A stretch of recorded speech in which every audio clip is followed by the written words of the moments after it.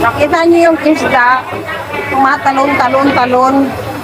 Magpipress ko, no? O, bili na kayo, bili na daw kayo, bili na daw kayo. Eh, nagtatalsikan. Eh, ayun. Magugulat ka kasi nagtatalsik. Sa Nahol, nakakabili ng isda ganito. Tumatalon pa. O, diba? Receipt. Kapag bumili ka ng isda, papakaliskisan mo, patanggalan mo ng at humingi ka ng receipt kasi pabayaran ni amo. Ayan. Receipt. So, babay na. Ayan. So, alis na ako. Sana ganon, sinasalok lang. So, ayan na, babay na sa mga isda. O, diba?